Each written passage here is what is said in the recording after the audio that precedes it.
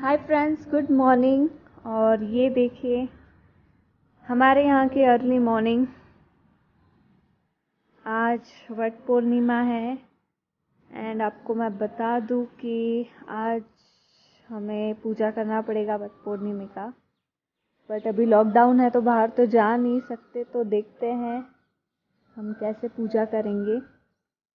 Anyways, आइए देखते हैं मेरे पति क्या कर रहे हैं, क्योंकि सुबह सुबह जैसे मैं उठ जाती हूँ वो जो है मेरे लिए चाय बनाते हैं, और चाय के बिना तो दिन की शुरुआत होती है नहीं, है ना। तो आइए देखते हैं वो क्या कर रहे हैं। अभी मैं आपको लेके जाती हूँ अंदर।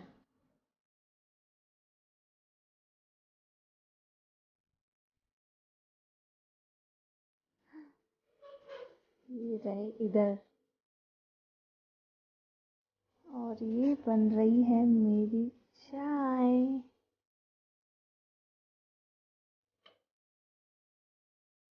हाय गाइस, तो मैं कर रही हूँ यहाँ पे वट पूर्णिमा की तैयारी। मैं निकाल रही हूँ रंगोली। और जैसे कि आप जानते हैं कि लॉकडाउन चल रहा है तो हम बाहर नहीं जा सकते, तो इसलिए मैं घर पे ही कुछ थोड़ा बहुत जो मैं कर पाऊँ वो कर रही हूँ। मैं आपको दिखाती हूँ रंगोली थोड़ी बहुत कैसी है। मैंने आज तक जितनी भी रंगोलियाँ बनाई है या फिर मैं बनाती हूँ तो बहुत कम ऐसी होती है जो मेरे आइडियाज़ की होती है। ज़्यादातर जो दूसरी होती है वो मैं हमेशा नेट से लेती हूँ। तो अभी भी जो मैं रंगोली बना रही हूँ एकदम सिंपल सी छोटी सी रंगोली है, बट रिलेटेड टू वट पूर्णिमा है, तो थोड़ी मैंने बना ली है, थोड़ी मैं आपको दिखाती हूँ। ये जो डॉट्स हैं इसको अभी मैं प्रेस करने वाली हूँ ऐसे।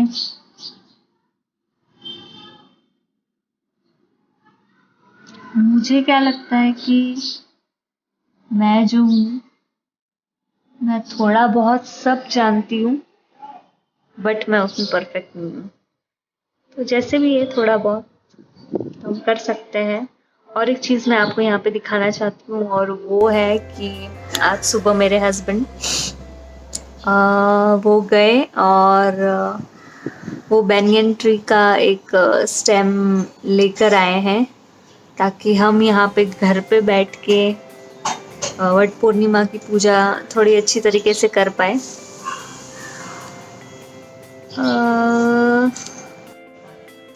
ये देखिए मेरा छोटा सा बैनियन ट्री का लीफ रेडी हो गया है, और आधा काम हो गया है उसमें, और मैं थोड़ी चीज़ें ऐड करूँगी।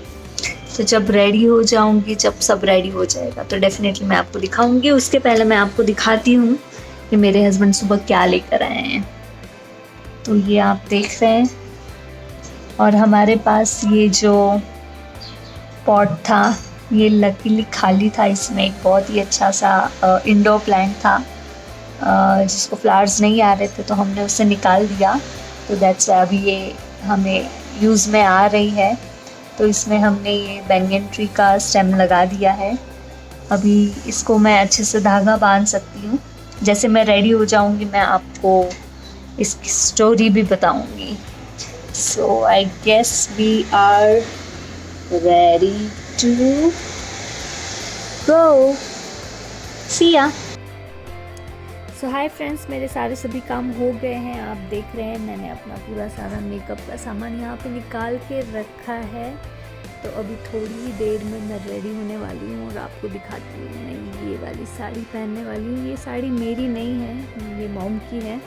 यहाँ पे मैंने ये 2 सेट्स रखे हैं, इसमें से जो भी सूट होगा वो मैं रखूँगी। यहाँ पे ये इयररिंग्स है, ये सेट के इयररिंग्स मुझे अभी मिल नहीं रहे हैं, तो दैट्स वाई मैंने ये थोड़ा सा मिस कॉम्बिनेशन किया है। ये तो आपको पता ही, ये हाथ में पहना जाता है, इसको मैं पहनने वाली हूँ। मुझे मेरे ब्लाउज़ कभी होते हैं नहीं होते हैं, तो this is always a comfortable one. ये आपको भी पता होगा, ये स्ट्रेचेबल ब्लाउज़ होता है, तो मैं इसको पहनने वाली हूँ। बिकॉज इस साड़ी में आप देख सकते हैं गोल्डन कलर है, और प्लस ये बैंगल्स भी मेरी मॉम की ही है। मायके में रहने का ये बहुत ही एक अच्छा फ़ायदा है कि मॉम की जो भी चीज़ें हैं आपको पहनने को मिल जाती है। सो ये बैंगल्स भी मैं पहनने वाली हूँ। यहाँ पे मेरी 2 से 3 टाइप की नोज़ रिंग्स है जो मैं देखूँगी कौन सी पहनूँगी वगैरह, तो मैं पहन लूँगी वैसे।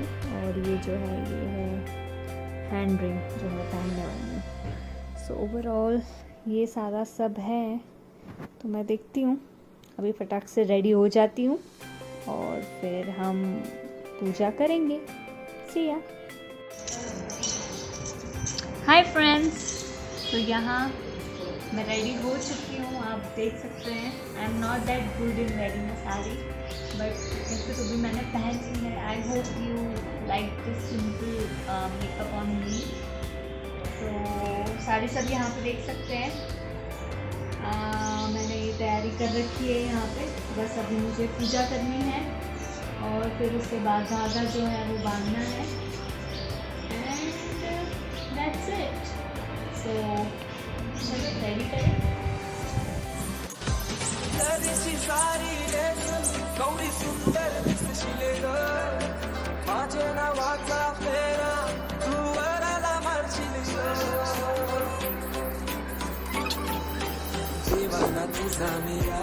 तुझा आशिक गई अदा तुझी काशू दिल घायल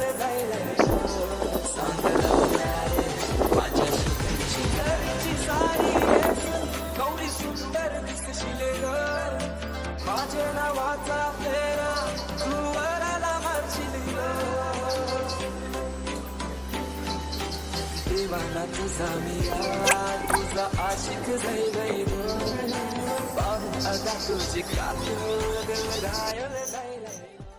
हाँ दोस्तों, तो आप सबको फिर से हाय और नमस्ते।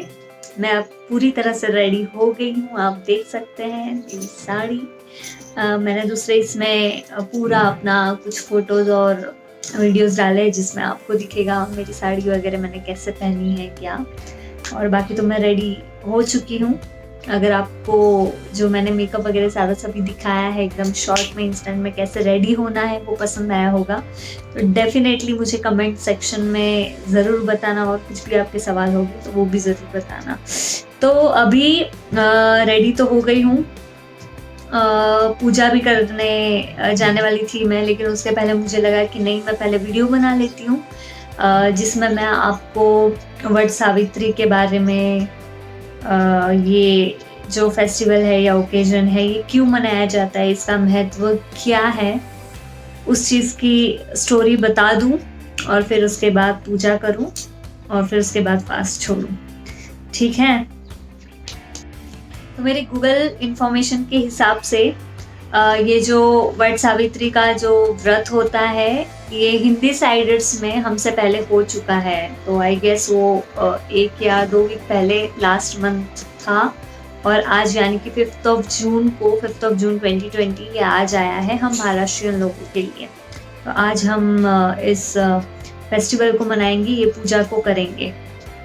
तो सबसे पहले हम महाराष्ट्रियन इसको क्या बोलते हैं, या तो इसको वट पूर्णिमा का व्रत बोलते हैं या फिर वट सावित्री पूर्णिमा ऐसा भी बोलते हैं। तो वट सावित्री का भी यहाँ पे नाम में बहुत ही महत्व है। तो अब हम देखते हैं कि ये स्टोरी क्या थी और ये हम जो व्रत करते हैं तो ये क्यों मनाया जाता है। तो ये एक महाभारत की स्टोरी है। एक राजा थे, उनका नाम था अश्वपति और उनकी जो वाइफ थी उनका नाम था मालवी।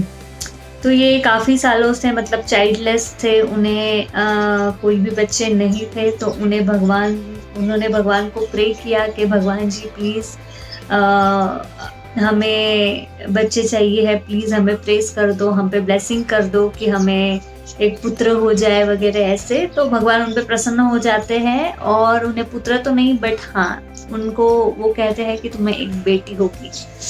तो सच में उनको एक बेटी होती है और फिर वो उसका नाम रखते हैं सावित्री। तो अभी सावित्री उनका नाम है और वो इतनी खूबसूरत, इतनी अच्छी होती है दिखने में कि गांव में जो भी उन्हें देखता है तो मतलब कोई भी लड़का वहाँ पे ऐसे नहीं होगा कि जो नहीं चाहेगा कि उनकी शादी सावित्री जी से हो जाए। तो इतनी ज़्यादा खूबसूरत थी वो। तो उनके जो पिता थे अश्वपति, यानी कि जो राजा थे, तो उन्होंने सावित्री जी को बोला कि आप एक काम करो, अभी आप बड़े हो गए हो, आपको शादी करनी है, तो आप जाओ खुद ही ढूंढो, आप जिसके साथ बोलोगे मैं उसके साथ आपकी शादी करवा दूंगा। तो हुआ ऐसा कि सावित्री फिर एक दिन मंदिर की तरफ जा रहे थे और फिर वहीं पे उनकी मुलाकात सत्यवान जी से होती है। तो सत्यवान जी जो होते हैं, उनके पिता होते हैं जो ब्लाइंड होते हैं, उनकी आंखें नहीं होती, उनका जो छोटा किंगडम होता है बट वो भी दुश्मनों ने ले लिया रहता है। तो फिर जो सत्यवान के जो पिता है, तो वो उनकी आंखें नहीं रहती, वो अंधे होते हैं, वो और वनवासी के जैसे इधर उधर बस घूमते रहते हैं, उनका कोई मतलब ऐसे अस्तित्व टाइप नहीं होता है। तो सत्यवान भी सावित्री की बात मान जाते हैं, बोलते हैं ठीक है कोई बात नहीं, हम कर लेते हैं शादी। वो बड़े खुश हो जाते हैं। तो सावित्री भी इतनी खुश हो जाती है कि मतलब सावित्री जी भी बड़ी खुश हो गई। फाइनली उन्हें लगा कि चलो पिताजी को बता देते हैं कि मैंने अपने लिए वर ढूंढ लिया है, तो मेरी शादी करवा दे। तो वो बस चल पड़ी थी अपने रास्ते और अचानक से बीच में उन्हें नारद मुनि जी दिख गए। तो अब आप जानते हैं नारद मुनि जी का क्या काम होता है। तो एनीवेज नारद मुनि जी ने बोला कि तुम्हारी बहुत ही चॉइस जो है वो अच्छी नहीं है, मतलब ऐसे सारा सब कुछ अच्छा है लड़के में, बट एक प्रॉब्लम है और वो प्रॉब्लम ये है कि वो ज़्यादा दिन जिएंगे नहीं, उनके डेस्टिनी में मरना लिखा है। तो जब ये सावित्री जी सुनती है तो फिर भी उन्हें लगता है कि नहीं, मैंने अपना मन बना लिया है, मैंने अपना मन सत्यवान जी को दे दिया है, तो मैं अभी पीछे नहीं हटने वाली, मैं शादी करूँगी तो बस उन्हीं से ही शादी करूँगी।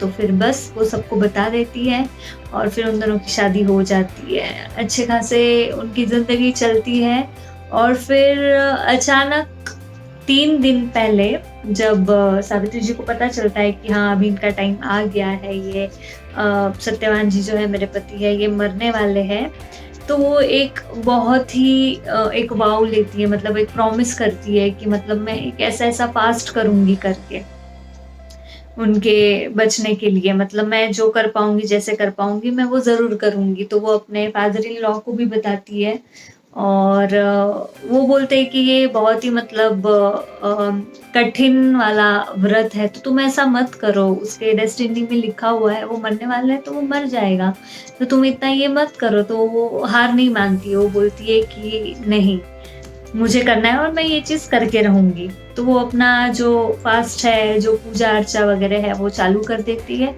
और फिर 2 दिन के बाद आखिरी में वो दिन आता है जिस दिन सत्यवान जी मरने वाले होते हैं। तो उस दिन वो सुबह-सुबह लकड़ियाँ काटते रहते हैं और फिर अचानक से गिर जाते हैं और एकदम से बस लेट जाते हैं नीचे। तो एकदम सावित्री भागते हुए आती है और फिर बाद में उन्हें अपने लैब पे सुलाती है और फिर बोलती है कि तुम्हें मैं कुछ नहीं होने दूँगी, बट एक्चुअल में देखा जाए तो वो मर चुके होते हैं। तो उनका वो जो बॉडी है, उनका जो लैब से अपना जो सिर है वो हटा के फिर उसके बाद वो उन्हें एक शेड में रख देती है। तो वो जो शेड में रखती है तो वो एक पेड़ के नीचे उनके बॉडी को रखती है। तो वो पेड़ और कोई नहीं रहता बट वर्ड का पेड़ रहता है, जिसको हम बैंगन ट्री भी बोलते हैं, जिसकी हम पूजा करते हैं आज के दिन। तो उसके नीचे रखती है और उतने में ही यम लोग, मतलब यम भगवान जी भी आ जाते हैं। तो वो बोलते हैं चलो अब इनका टाइम हो गया है, इन्हें मैं लेके जाता हूँ। और जैसे ही वो उन्हें लेके जाने लगते हैं उतने में सावित्री जी बोलती है कि ऐसे मत करिए। वो उन्हें फॉलो करती रहती है, काफ़ी रास्ते तक उन्हें फॉलो करती है, उनसे मिन्नतें करती है प्लीज़ इन्हें छोड़ दो, इन्हें मत लेके जाओ, मुझे अच्छा नहीं लग रहा है, ये मर नहीं सकते, प्लीज़ इन्हें मेरे लिए छोड़ दो। तो यमलोक जी को उन पे थोड़ी सी दया आ जाती है। फिर वो बोलते हैं चलो ठीक है, मैं तुम्हें, तुम्हारी जो प्योरिटी है, तुम्हारा जो प्यार है, तुमने जो इतनी पूजा अर्चा वगैरह करी है, तो उन बेसिस पे वो सारा सब कुछ देख के मैं तुम्हें 3 विश देता हूँ। तो तुम बताओ कि तुम्हें वो क्या विश चाहिए, लेकिन एक विश छोड़ के कि तुम ये नहीं मांग सकती कि मुझे मेरा पति लौटा दो या फिर उसे ज़िंदा कर दो। तो वो बोलती है ठीक है कोई बात नहीं। तो वो जो पहली विश माँगती है तो वो बोलती है कि मेरे जो फादर इन लॉ है उनकी आँखें नहीं है, वो ब्लाइंड है और उनका किंगडम भी उनके पास नहीं है, तो आप प्लीज़ उनकी आँखें ला दीजिए ताकि उनका किंगडम उन्हें वापस मिले। तो बोलते ठीक है, वो चीज़ हो जाती है। सेकंड वो माँगती है कि मेरे जो फादर हैं उन्हें आप 100 पुत्र दें। तो वो बोलते हैं ठीक है कोई बात नहीं। और फिर जो थर्ड, अभी मतलब सुनिए सावित्री जी कितनी स्मार्ट थी। उन्होंने बोला थर्ड विश जो मेरी है कि मुझे और मेरे पति सत्यवान जी हैं, हमें भी 100 पुत्रों की मतलब हमें भी 100 पुत्र चाहिए। तो फिर 2 विश तो पूरी कर देते हैं यम भगवान जी, बट जैसे ही ये तीसरी विश वो सुनते हैं तो वो थोड़े से ये हो जाता है कि मतलब ये तो मतलब इम्पॉसिबल है, इस चीज़ को मैं कैसे करूँगा? इसका मतलब ये है कि इनडायरेक्टली मुझे सत्यवान जी को ज़िंदा करना पड़ेगा एंड ऑल दैट, तो ये तो मैं विश पूरी नहीं कर सकता हूँ। तो वो बोलते हैं नहीं ये तो मतलब पॉसिबल नहीं है, ये तो नहीं हो सकता, तो कैसे? तो वो बोलती है कि वो बोलते हैं ये तो पॉसिबल नहीं है, ये मैं नहीं कर सकता। तो फिर से जो सावित्री है उनके पीछे पड़ जाती है, बोलती है प्लीज़ आप ऐसे मत करिए, आप मुझे 100 पुत्र दीजिए, मैं कुछ नहीं जानती है। वो थोड़ा और कुछ उन्हें समझाती है, बोलती है। तो फाइनली हम लोग कन्विंस हो जाते हैं इस चीज़ के लिए, नहीं कि ठीक है मैं तुम्हारी एक विश पूरी करता हूँ, बट वो ये बोलते हैं कि ठीक है मैं तुम्हें और एक चांस देता हूँ, तुम और एक कोई विश मांग लो करके। उनका वो लव, उनकी जो प्योरिटी है, उनका जो मतलब प्यार है अपने पति के लिए, वो सारा सब देख के वापस से उन्हें दया आ जाती है और वो बोलते हैं कि ठीक है तुम और एक विश मांग लो। लेकिन इस बार वो पिछले बार जैसे नहीं बोलते हैं कि जैसे पिछले बार उन्होंने बोला था कि ठीक है तुम्हें मैं 3 विश मांगने के लिए इजाज़त देता हूँ, बट तुम ये नहीं मांगना कि मैं तुम्हारे पति को जिंदा कर दूँ। तो इस बार जब वो बोलते हैं कि तुम और एक विश मांग सकती हो, लेकिन अब वो ये नहीं बोलते कि लेकिन तुम ये नहीं मांगना कि तुम्हारे पति को मैं जिंदा कर दूँ।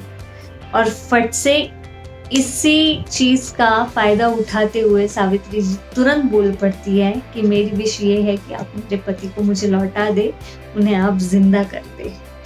बस कहानी यहीं पे परफेक्ट हो जाती है। तो यम जी भी देखते रह जाते हैं, तो बोलते हैं ठीक है अभी तो मेरी ही गलती है, मैंने तो कुछ ऐसे बताया नहीं था कि तुम ये विश मांग नहीं सकती। तो वो उन्हें उनके पति को लौटा देती है। तो उसके बाद सारा सब अच्छा हो जाता है। उनके पति को काफ़ी दिन तक कुछ पता नहीं रहता, उनको लगता है कि बस मैं सोया हुआ था और सो के जस्ट जागा हूँ, तो उन्हें ज़्यादा कुछ चीज़ें पता नहीं होती है उनके साथ क्या हुआ है क्या नहीं, बट एक दिन पता चल जाती है। उनके जो फादर होते हैं, मतलब सावित्री के जो फादर इन लॉ होते हैं, उनकी भी आंखें आ जाती है, उन्हें उनका किंगडम मिल जाता है। और यहाँ पे अगर आप देखें तो मतलब जो बेनियन ट्री के नीचे उनकी जो बॉडी रखी हुई थी, तो एक्चुअल में देखा जाए तो इस स्टोरी में ट्री का उतना ऐसा कोई महत्व नहीं बताया गया है, बट हम उसको इसलिए पूछते हैं क्योंकि एक जो हमारा प्यार है, एक जो रिश्ता होता है हस्बैंड एंड वाइफ का, तो उनमें वो प्यार बना रहे। और मतलब इन द मेमोरी ऑफ, मतलब ये एक स्टोरी रही थी, वो उस पेड़ के नीचे थी उनकी बॉडी एंड ऑल दैट, तो वो एक दिमाग में आपके रहे, आपको याद रहे एंड एवरीथिंग, इसलिए फिर उस मेमोरी में हम उस पेड़ को पूछते हैं। और हमेशा पूछते टाइम उसमें हम मांगते हैं कि ये जो हमारा पति है मेरा है और 7 जन्मों तक ये मुझे मिले और स्वस्थ रहें, अच्छे से रहें, और हम जो भी है हस्बैंड वाइफ, प्यार उनका ऐसे ही बरकरार रहे। तो ये वट पूर्णिमा की स्टोरी थी। ये स्टोरी पूरी तरह से मुझे भी नहीं पता थी एक्चुअली, बट अब जब मैंने अपना ये व्लॉग चालू किया है और ये सारे सब मैं चीज़ें आपसे शेयर कर रही हूँ, तो मैं खुद भी मतलब नॉलेज ले रही हूँ। जहाँ जहाँ से हो सके मैं रिसर्च करके इधर से उधर से थोड़ा सा पढ़ के, गूगल पे पढ़ के, और फिर मैं आपको बताती रहती हूँ। But I am damn sure आप लोगों को काफ़ी सारी जो चीज़ें हैं वो ऑलरेडी पता होगी, किसी को नहीं भी पता होगी। तो आई एम हैप्पी कि मतलब मेरे ज़रिए थोड़ा सा आपको अगर नॉलेज इस बात का मिलता है तो मैं समझूंगी कि मेरी मेहनत आज की सफल हुई। बस तो यहीं पे आज का दिन हम ख़त्म कर देते हैं। और आज मैं बता दूं, मेरे पति ने भी फास्ट रखा है, तो वो बेचारे सुबह से मतलब थोड़ा सा तड़प रहे हैं खाने पीने के लिए। पर जो भी हम खा पी पाते हैं तो वो हमने कर लिया है खान पान। आई होप वो रख पाए। वो एक्चुअली पहले से ही रखते आए हैं फास्ट, एकदम जब हमारी शादी भी जुड़ी थी तब से। तो तब से उन्होंने वो स्टार्ट किया है। इवन महाशिवरात्रि भी जो आती है, मतलब जो ऐसे बड़े बड़े ओकेजन्स होते हैं जहाँ पे मतलब फास्ट रख सकते हैं, तो वहाँ पे वो रखते हैं मेरे साथ। तो don't you think that's a very sweet gesture? हम लड़कियों को या पत्नियों को और क्या चाहिए होता है? बस उनका साथ चाहिए होता है, सपोर्ट चाहिए होता है। हम जो काम कर रहे हैं उसमें वो हमारी मदद करे। जैसे कि अभी मैं वीडियोस बनाती हूँ और जितने मैंने बाकी के वीडियोस जो डाल रखे हैं तो वीडियोस उन्होंने ही खींचे हैं, तो उनका काम छोड़ के उन्हें बीच बीच में आना पड़ता है मेरी वीडियोस लेने के लिए। तो हाँ, बट यही लाइफ है, हमें एक दूसरे की मदद करनी पड़ती है, साथ देना पड़ता है, नोक-झोंक चलती रहती है, बट फिर भी वो सारा सब भुला के हमें आगे बढ़ना पड़ता है। क्योंकि उस सारी सभी चीज़ों से ज़्यादा तो हमें सबको पता है कि प्यार सबसे ज़्यादा इम्पोर्टेंट है और सबसे बड़ा है, और प्यार से हम किसी का भी दिल जीत सकते हैं और कुछ भी जीत सकते हैं, है ना? तो आज के लिए बस इतना ही। नेक्स्ट एपिसोड में मिलेंगे कोई और एक नई कहानी के साथ, या तो फिर देखते हैं, आपको पता तो चल ही जाएगा। अगर आपको मेरी वीडियो पसंद आई हो तो प्लीज़ लाइक, शेयर और सब्सक्राइब ज़रूर करना। Thank you so much. नमस्ते।